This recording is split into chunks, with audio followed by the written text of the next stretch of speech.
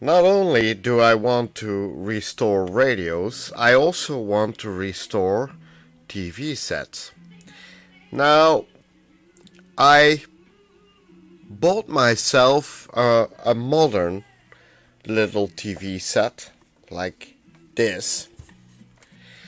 You know, just because I wanted to, well, out of curiosity, you could say, to see what's inside of it, and also because I wanted to have a quote unquote modern black and white TV like this one, so that I could have a reference TV set whenever I would restore an older TV.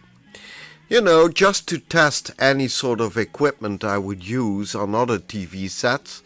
And, well, like I said, to have a sort of a reference TV set, although not a very large one.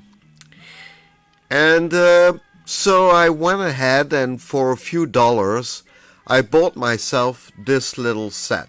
Now, for just a couple of dollars more, I could have bought a color TV set.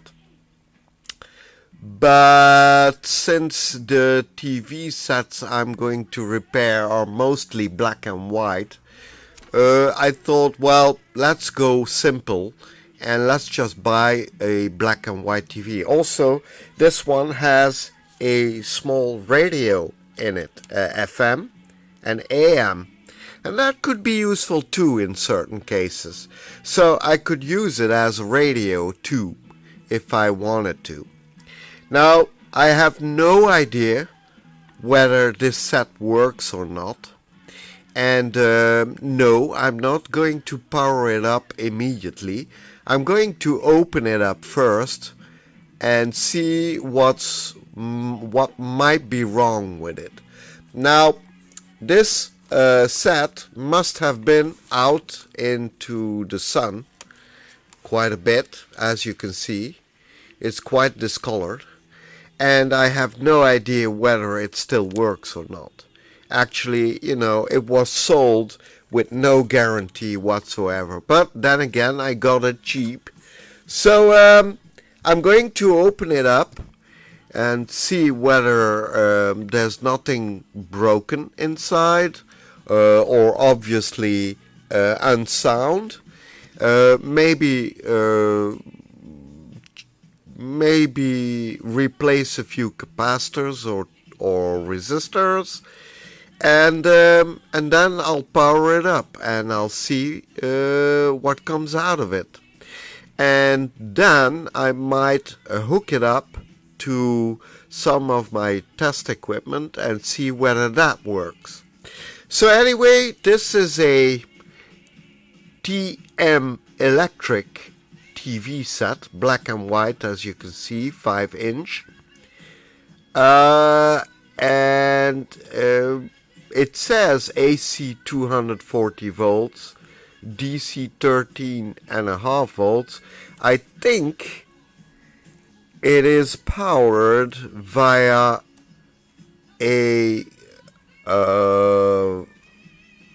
an external power supply. Okay, so not directly to AC, which might be a little bit troublesome, but okay, I can find a way to make that work for me. Okay, so here we go. Let's just disassemble the case and have a look inside. Okay, to disassemble it, you can see back there inside the grip space, two little holes. Yeah, if I zoom in, you see one there and you see another one there.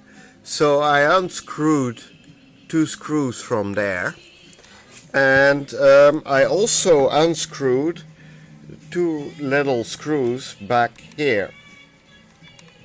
Okay, so let me zoom out a little bit here. Okay, so I unscrewed two screws here and two inside the grip. So I think it's ready to come apart. So let's have a look. Let me put down my camera. Okay. Well.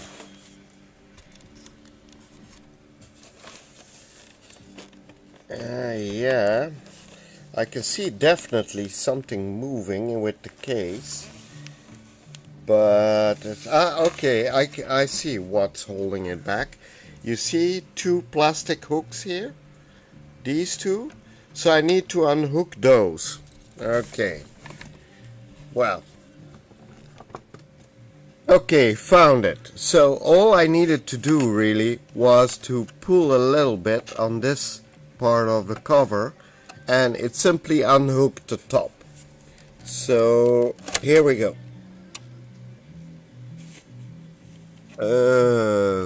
Okay. Well, this is interesting. Hang on.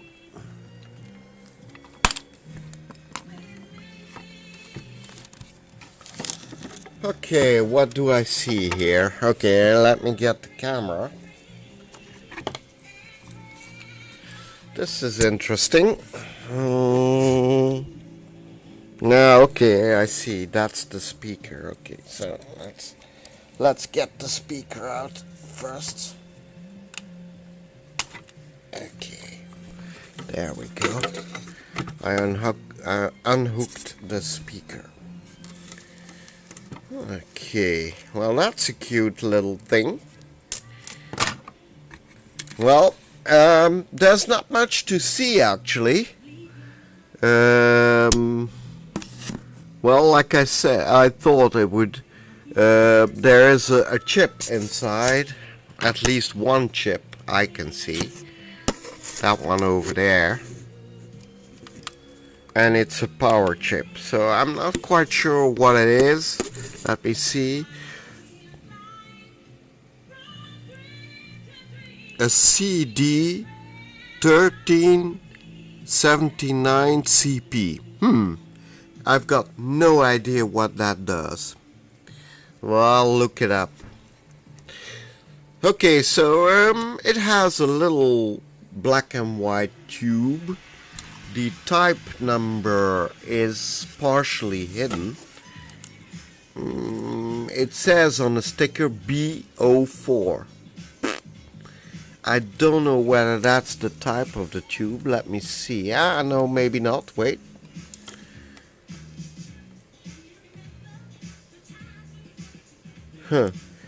I'm trying to read here. What the tube type is. 14NX3Y4.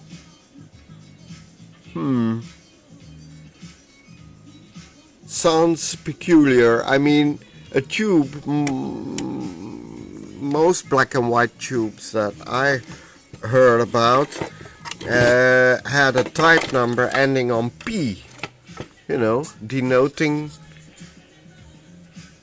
their phosphor layer type. But okay, I don't see any.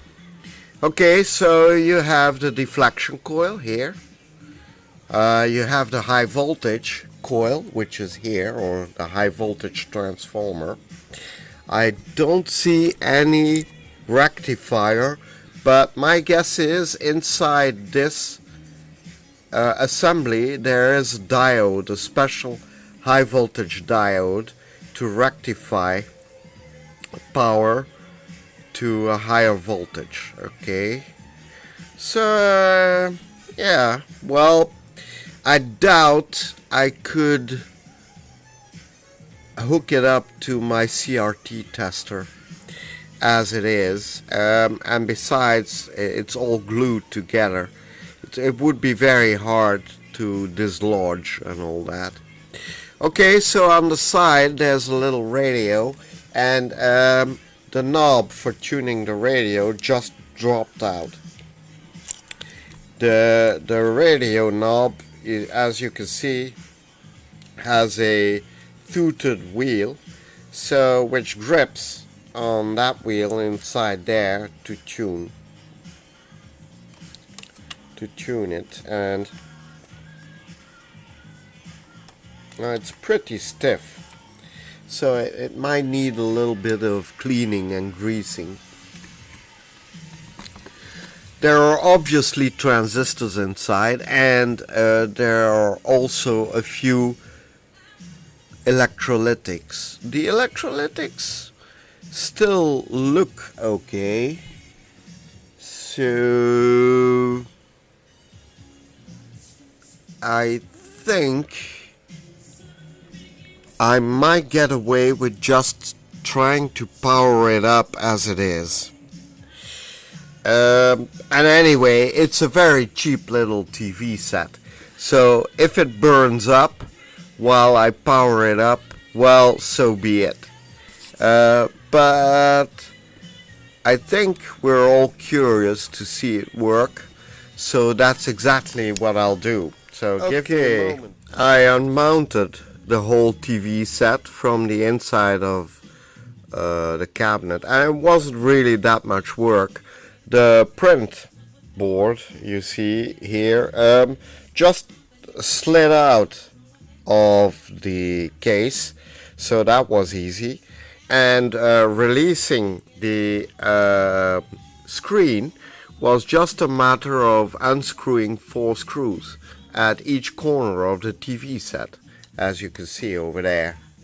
This little thingy here is really meant to make contact against the aquadac that covers the back of the CRT, and it's actually connected to this green wire here, so which grounds the CRT, as it were.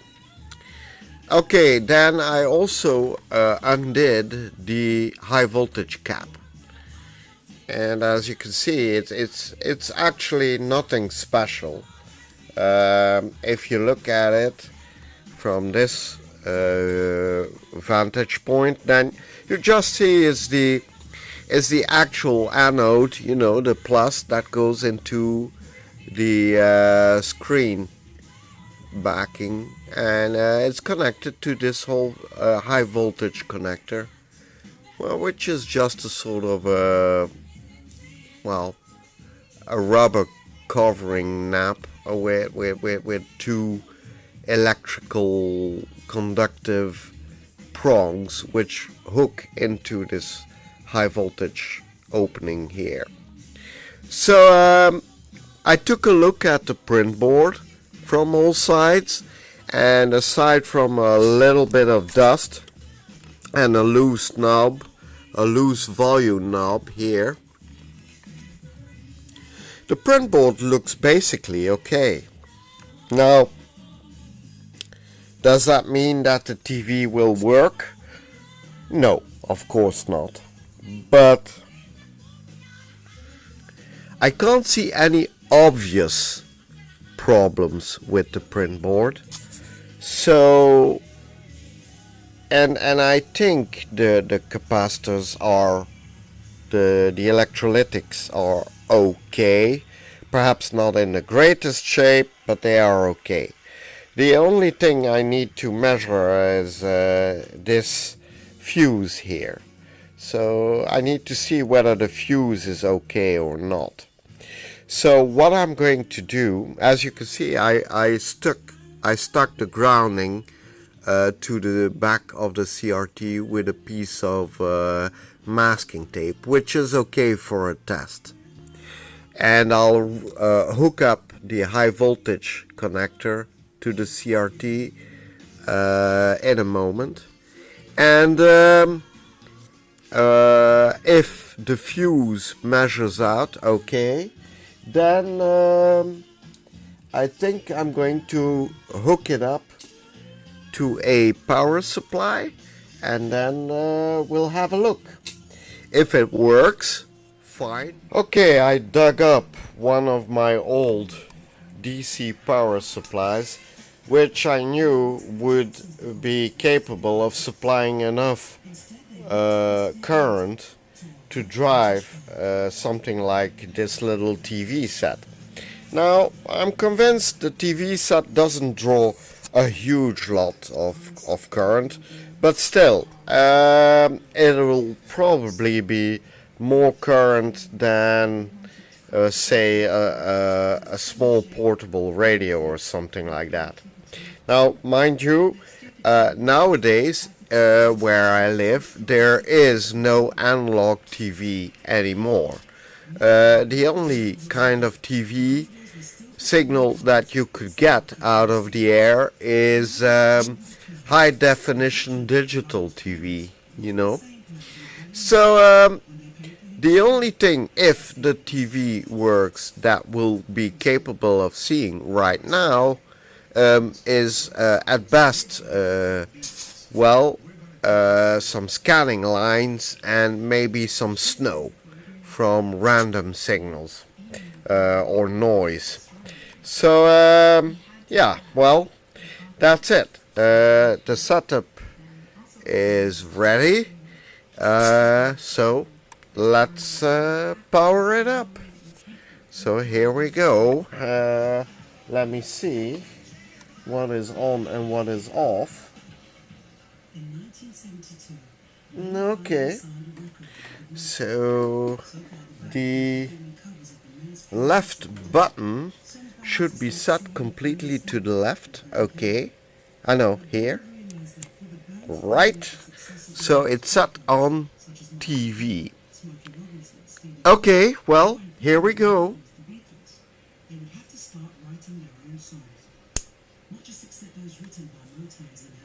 Okay, there's power.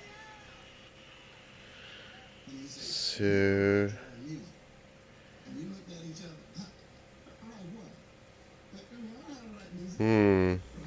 not much is happening. In fact, I'm not seeing filament glow either. Okay, so let's power it off again. And let's see whether the fuse is still no life out of the TV. But I measured the filament and the filament measured good, and I hooked it up to my variable power supply, and I succeeded in making the filament glow. So the filament works. So theoretically I should be able to get an image. Now I connected my multimeter up to the socket that goes onto the CRT, and when I switch on the power supply,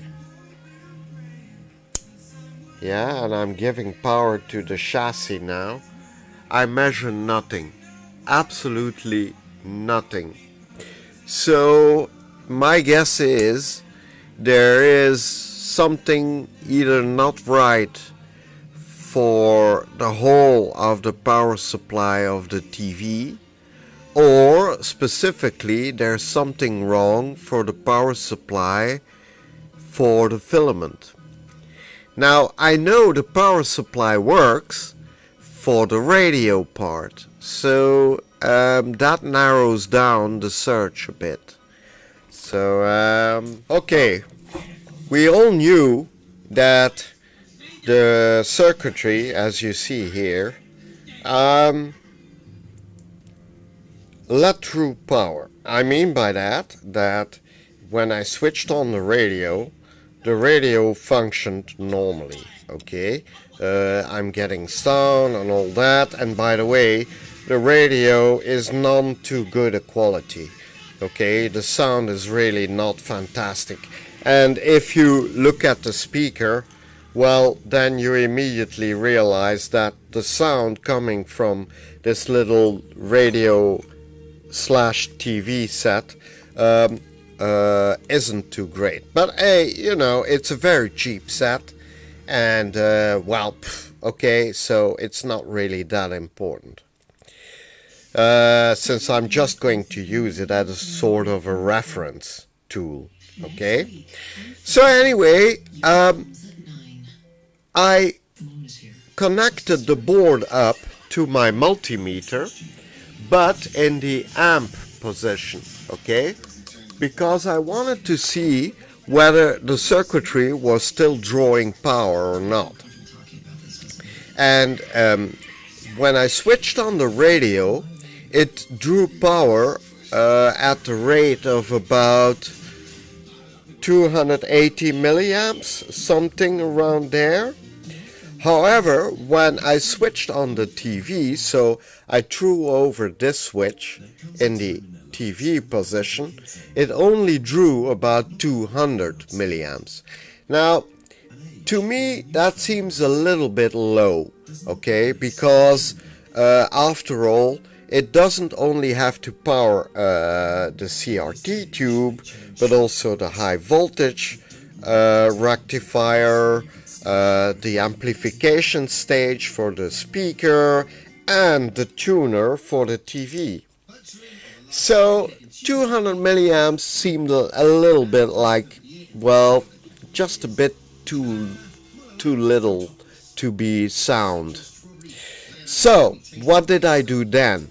Well, I started to measure all the resistances on the board, which are part, say, of this half of the PCB. Okay, because I was fairly confident that the half on the left of the rod is all TV. So this side here. I started to measure out all the resistors, and I also inspected by eye all the capacitors and essentially all the electrolytics, and there are quite a few. But the electrolytics seem fine to me, so I didn't think the problem would be with the electrolytics or the very few ceramic capacitors on the circuitry. Ceramics rarely go bad. Okay, so that left the next thing to be bad, and that could be a transistor. But I thought, okay, I don't see any burn marks, I don't see any overheating or anything. So I said, well, okay, this is a bit harder to measure out. Let's go for the next best thing. So on the circuitry there are also diodes, and you can see them here. Okay, there are, at least in this part of the circuitry, there are 3 diodes.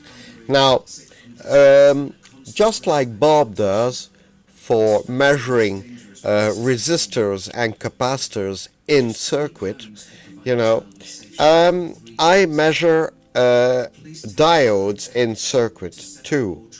And when you polarize a diode with your multimeter in, let's say, the resistor measurement position, and you set it at, say, roughly 200K or 200 or 2 megabytes, then you should get no reading if you put the plus of your multimeter on the cathode, which is indicated by a little line over here. I don't know if you can see it, but let me zoom in on it. Hang on. Okay, there we go.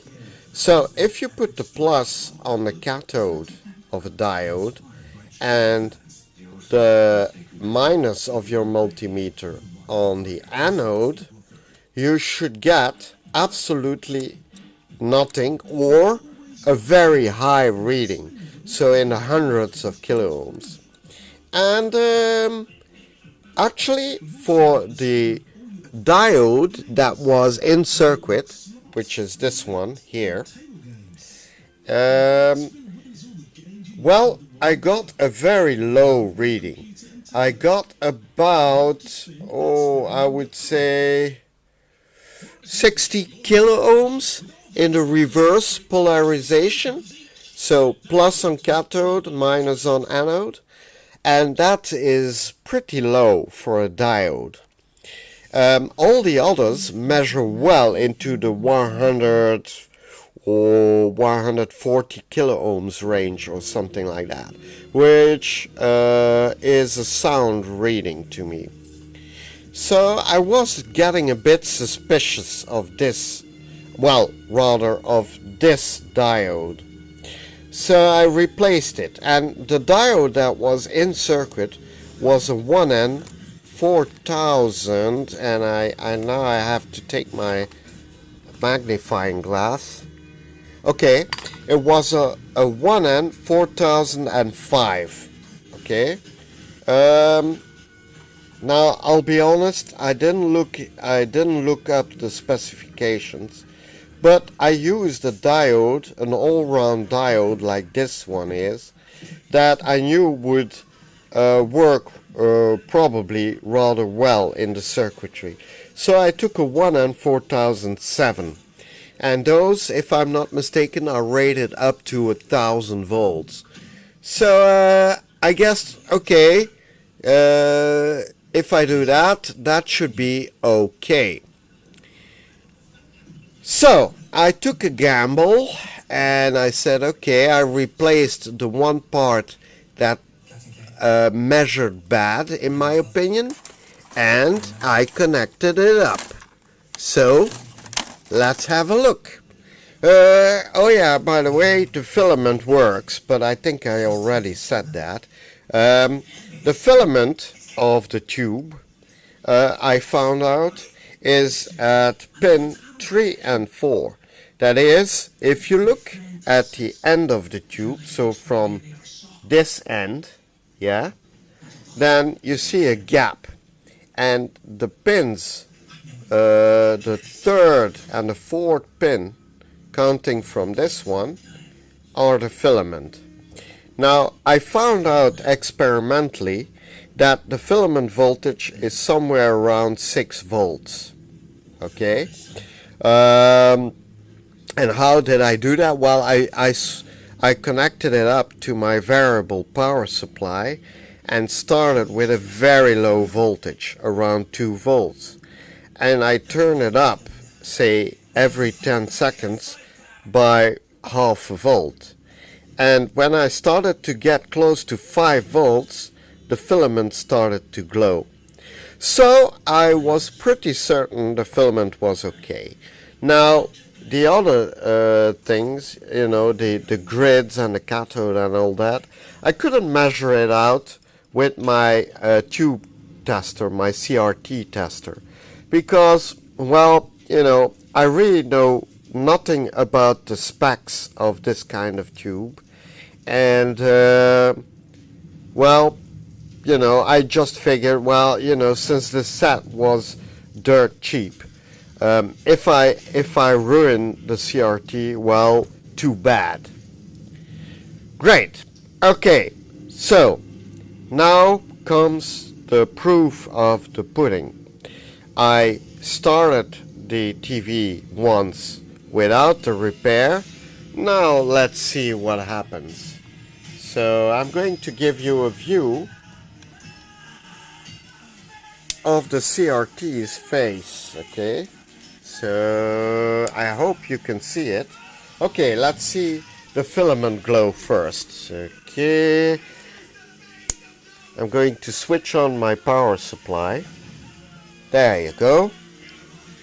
Okay, so now let's switch on the TV. Here we go.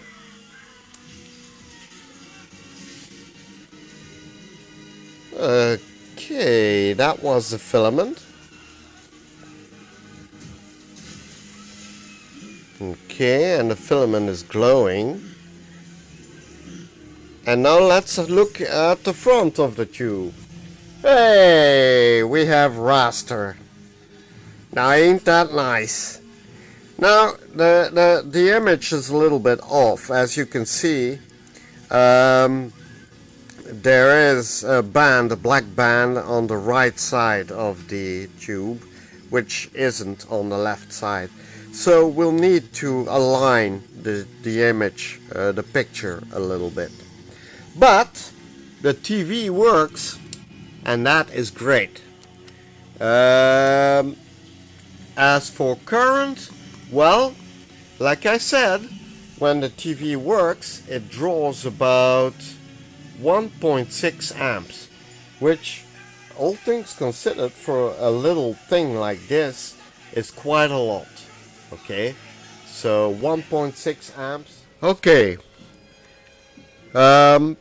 we're going to temporarily align the TV set, or at least try to, in the sense that the image, as you know, is shifted to the left of the screen. So we need to pull it over a little bit to the right. Now, unfortunately, there's only one potentiometer you see over here, this one, which is for vertical hold. Yeah, so with that I can't shift the picture to the right. So I'll need to use one of the potentiometers on the PCB, and my guess is that it's this one here. Maybe this one, but I think it's either this one or that one. We'll see. Okay, a few more details worth mentioning. I poked around in my stuff and I found this, which was supplied with the TV set. So obviously it was meant to run from a cigar lighter in a car. Since I'm not going to use it in the car, I'm going to take this connector off and I'm going to rewire it to another type of connector. I don't know which one yet, but I guess it might be two banana connectors to connect up to my power supply. But we'll see. Okay, what else did I find? Well, I found this little adapter, which is meant to be used as an antenna adapter. So there, you see there's a jack input over here. I don't know if you can see it, but over here there's a jack input. And you're supposed to put this connector into it, and thus you should be able to connect the TV to an outside source. Otherwise, if you don't put this connector into the jack, then you'll have to use the antenna on the TV itself. Okay, I also got a little user manual with the TV, and as you can see, it's called a Telemate 1404. Okay, it's a very simple user guide. I read through it. It only shows some basic operation instructions, you know, like the usual stuff, like what is the on-off button, what is the band selector. By the way, it has UHF band, channels 21 to 69, but no VHF, unfortunately. It does have AM or FM. It has volume control, a headphone jack, a dial scale, a tuning control, which is a little plastic knob, white knob like the volume knob you see over there. It has an external, let me see, an external antenna input. Okay. Then they say how to operate it. So connect it to 12 volt DC, extend the antenna, set the band selector to UHF, then select a channel, and then slowly rotate the tuning until you get well, the desired channel. Unfortunately, like I said, nowadays we don't have analog TV anymore. So I'll have to use another source for that.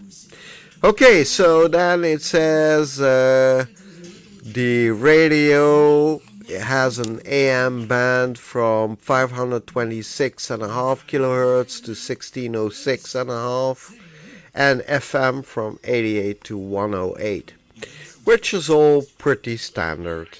Then they say how to use the radio, blah blah blah. Nothing special really.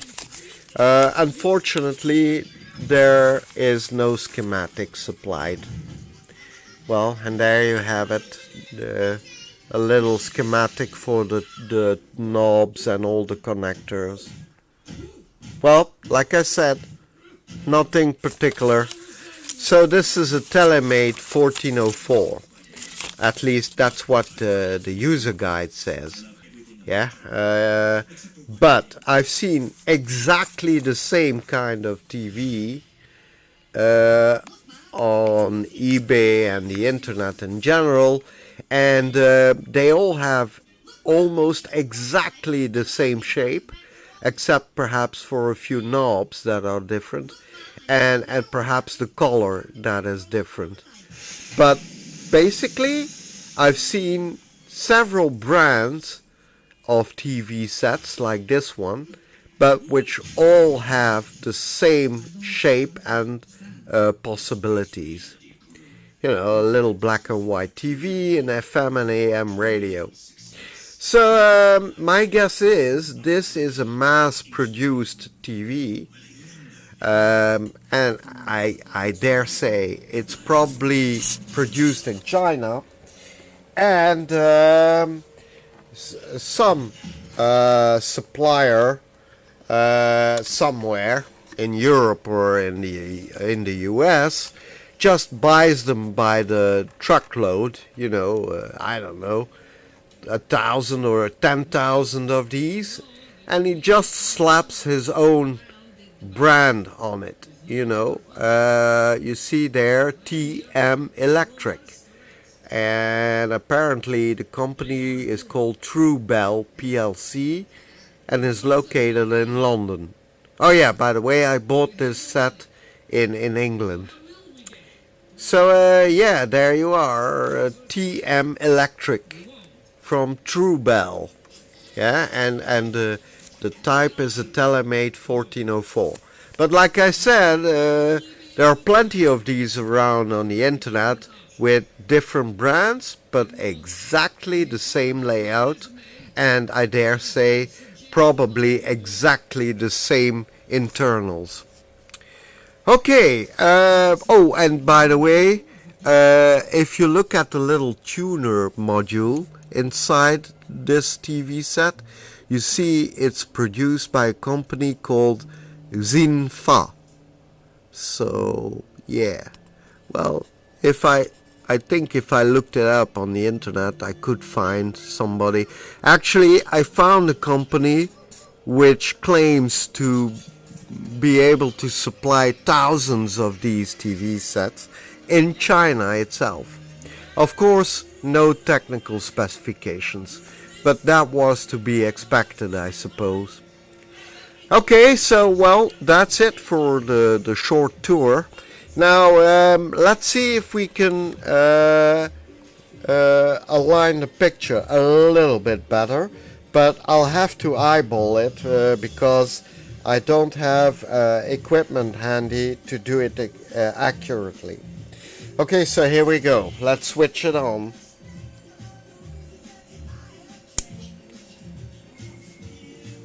Okay.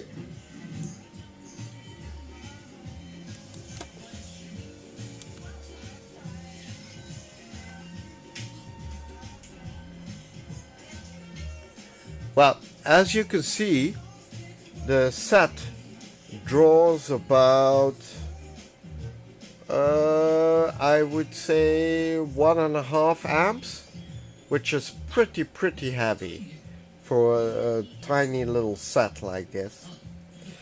And I must say the screen isn't extremely bright either.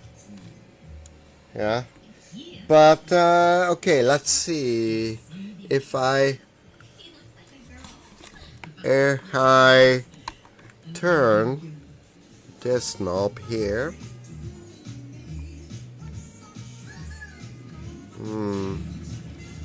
okay, this is brightness, as you can tell for yourself.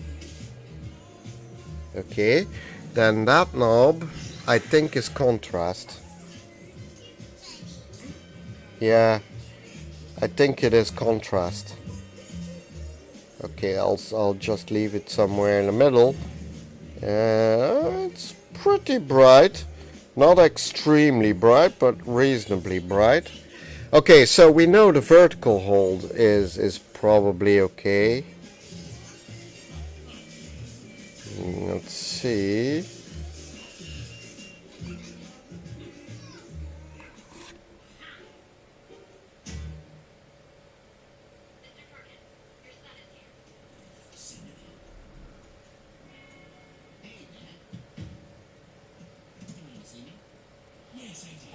Okay, I think the vertical is okay. Yeah. Now let's see about the positioning of the image. Yeah. So I need to shift it in that direction, to the right. Okay, let's see now. Let's try this.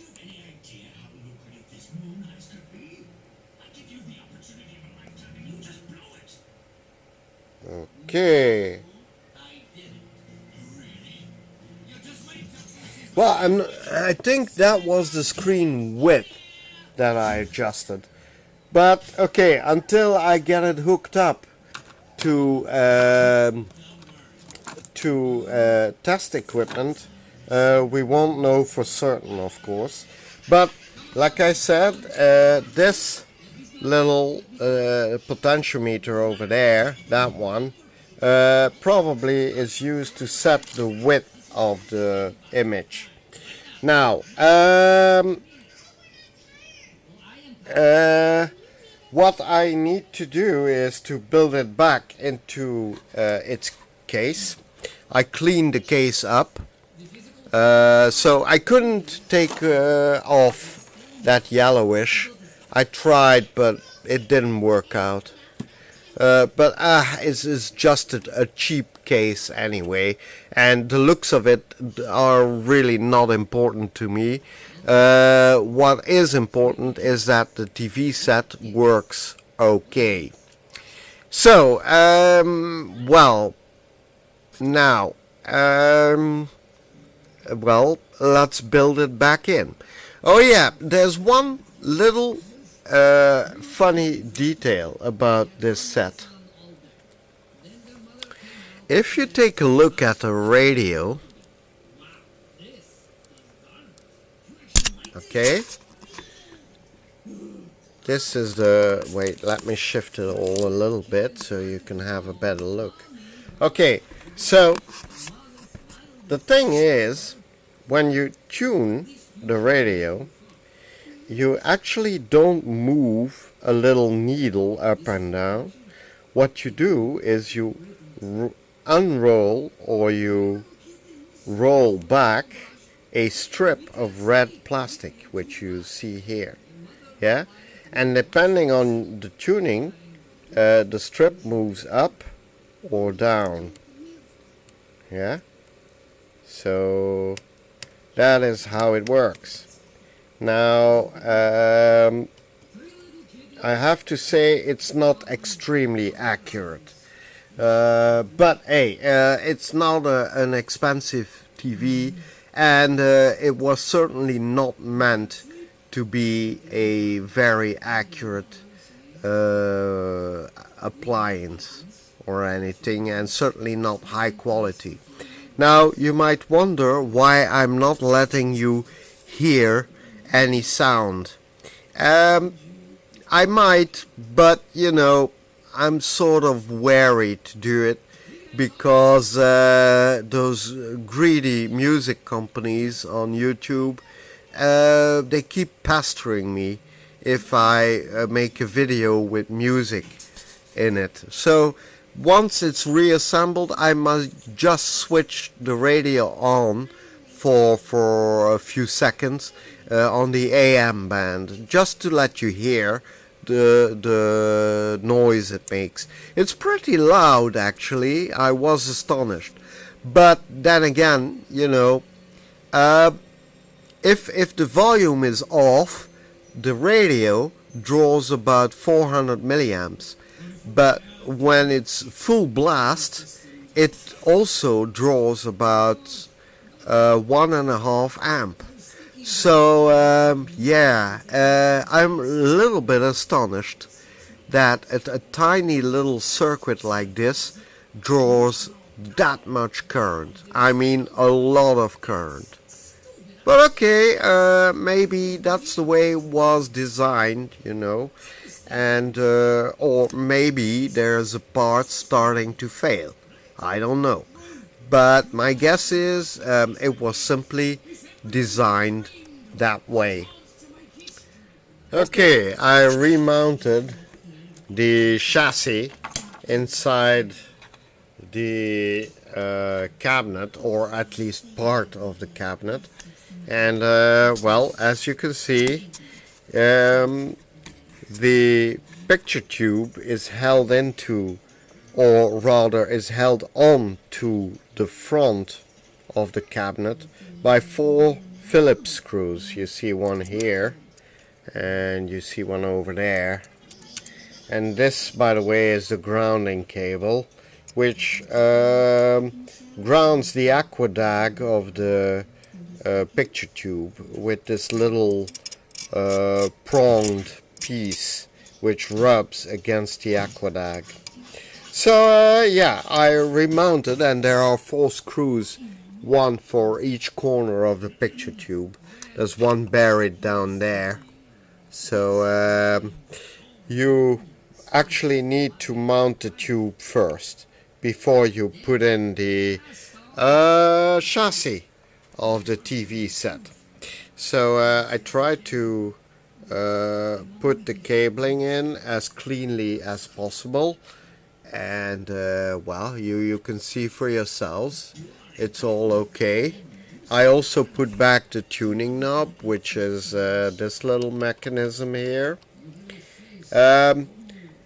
These are plastic gears, so I'm a little bit reluctant to put any kind of grease on those gears, because grease is a petroleum-based product most of the time anyway, and petroleum and plastic don't go together well. So I decided that I wouldn't use grease on the gears as long as the whole system works properly. Now remember that little red strip that they use to indicate the tuning? Well, you see over there, that's where it is, yeah? And you actually need to slide it in with tweezers or something like that into a tiny slot over there, built into the cabinet, so in this part here, because on the front, on the other side of this piece of plastic, is the tuning dial. So you need to slide in that little piece of red plastic band into a slot made into the white plastic, and then once it's slid, at least initially, into the slot, you gently push down the chassis all the way up to the front of the cabinet, and that's it. Okay, so excuse me. So the surface mounted potentiometer you see over there is probably for the picture width, and this one might be for the horizontal synchronization. I'm not sure, because well, I haven't been able yet to hook the TV up to test equipment, but once I'll do that, well, I'll just reopen the cabinet and then see if I can improve the picture with these controls you see there. Anyway, this control is for the vertical hold. This one, if I'm not mistaken, is for the brightness, and that one is for the contrast. And this little connector here is for the power supply, and this connector is for the antenna. And okay, so here is the adapter plug I told you about. So it just slides in like this. There you go. So, and then it switches off the cable that goes to the built-in antenna, and from that moment on you're supposed to be able to input signal from an outside source. Okay, let me just finish up closing up the cabinet and then... Okay, I tuned... About 2,000 people have held a protest march in the US city of Indianapolis against a new state law they say discriminates against gays and lesbians. Okay, I tuned in an AM radio, and I think it's Ireland if I'm not mistaken. So, well, you can hear the radio works perfectly. So, welcome back to part 2 of the History Hour with Max Pearson. Still to come. okay, so now, let me turn down the volume. Okay, so you see here, the AM position is also the tuning position for UHF. So, that is what is necessary for the TV. Okay, so you see you can hook up an earphone if you like to, but okay. Anyway, let's try the TV. Okay, here we go. Okay, I'm going to monitor the current it draws. Okay, so here we go.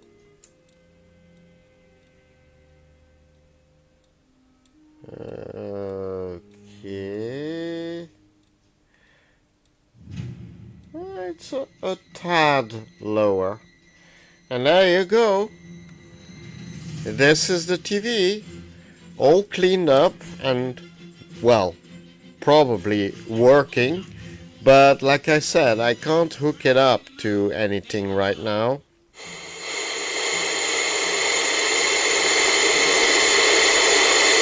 And as you can see and hear, there's no signal whatsoever in the neighborhood.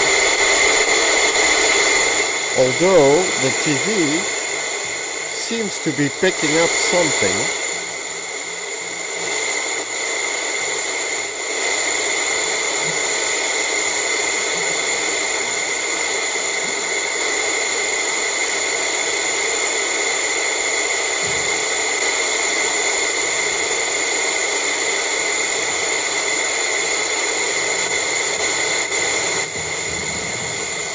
Well, there is some kind of signal in the air, but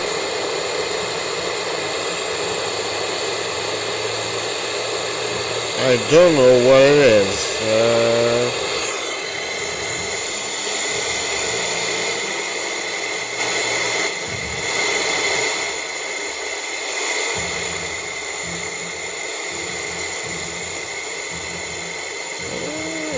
There might be some sort of weak UHF signal in the air, but if it is, then I have no idea what it is. It would be interesting to find out what it is as a signal. In any case,